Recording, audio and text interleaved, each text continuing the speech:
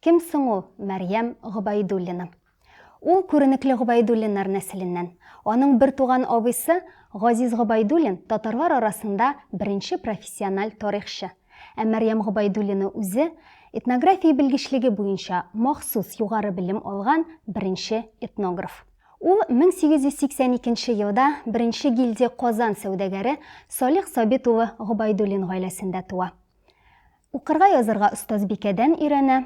Соңрак бер туган абыйлары Газиз һәм Кадир Гобайдуллиннарга ияреп, чит телләр үзләштерә башлый. 8нче сыйныфны тәмамлап, чыгарылыш имтиханнарын уңышлы гына тапшырганнан соң, хатын-кызлар гимназиясына укырга керә.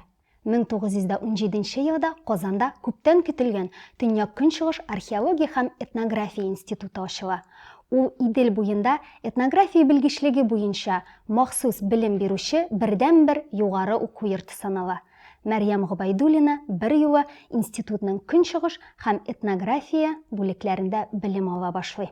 Институтның укытучылар составы Мәрьям Гобайдуллинаны белемле, кызыксынучан һәм бик сәләтле студент кыз буларак бәяли.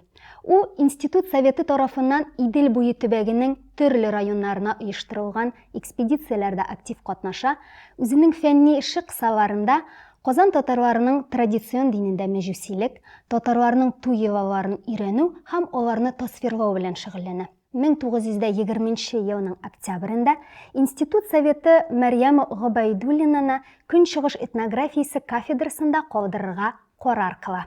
Шунда әзерлек узгач, профессор гыйльми дәрәҗәсен алу өчен диссертация яклау күздә тотыла. Мәрьям Гобайдуллинаның фәнни җитәкчесе итеп профессор Сергей Ефимович Малов билгеләнә. Басылып чыккан фольклор материалларын өйрәнүдән тыш, Мәрьям Гобайдуллинага Казан татарларының халык авыз иҗаты үрнәкләрен җыю, теркәү һәм рус теленә тәрҗемә итү эше дә йөкләнелә.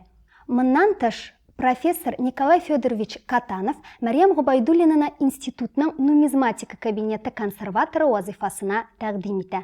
Ул рус, көнчыгыш, көнбатыш тәңкәләрен һәм медальләрен өйрәнергә һәм тасвирларга тиеш була. 1920 елның декабрендә Төньяк-Көнчыгыш археология һәм этнография институты Көнчыгыш академиясына үзгәртелә.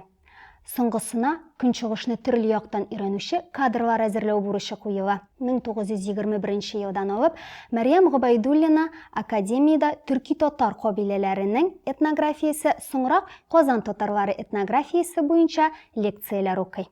1922 елда Көнчыгыш академиясе Көнчыгыш педагогия институты составына керә. Җирле халыкларның теле, әдәбияты, мәдәнияте, этнографиясе буенча укытучылар әзерләү максатыннан институтта Көнчыгышны өйрәнү бүлеге ачыла.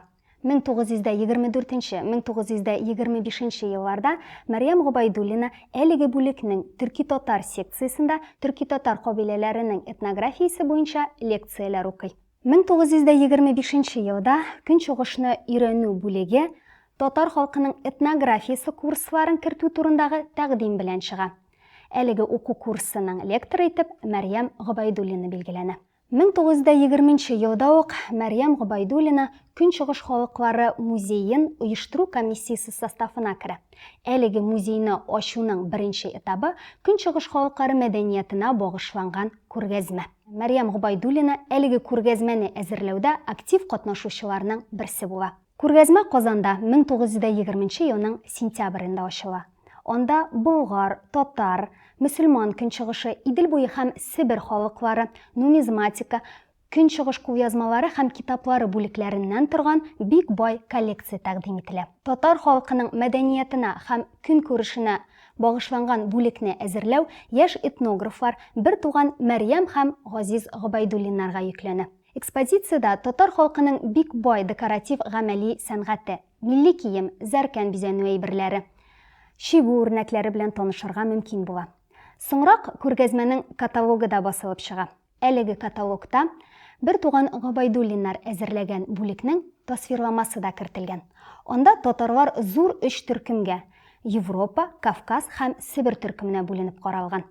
Казан татарлары исә Әстерхан һәм Кырым татарлары белән берлектә Европа төркеменә кертелгән. Тасвирламада Казан татарларының гореф-гадәтләре, йолалары, бәйрәмнәре, авыл хуҗалыгы, көн күреше турында кыскача мәгълүмат табарга мөмкин. Күргәзмә зур уңышка ирешә. Аны карарга 10 меңнән артык кеше килә. Оештыру комиссиясе экспонатларны тәкъдим итү вакытын 1921 елның гыйнвар аена кадәр озайтырга карар кыла. Әмма 1920 елда төзелгән Көнчыгыш халыклары музее ябылу сәбәпле бу чара үз эшен туктатырга мәҗбүр була. Күргәзмә өчен җыелган берничә мең экспонат 1922 елда республиканың Үзәк музее фондларын тулыландыра. 1925 елда республиканың Үзәк музеенда этнография бүлеге ачыла. Аның экспозицияләрен танылган Николай Воробьев җитәкчелегендә яшь этнографлар Мәрьям һәм Салих Гобайдуллиннар әзерли. Үзәк музейның фондларын һәр даим тулыландырып тору максатыннан татарлар күпләп яши торган җирләргә даими фәнни экспедицияләр оештырыла.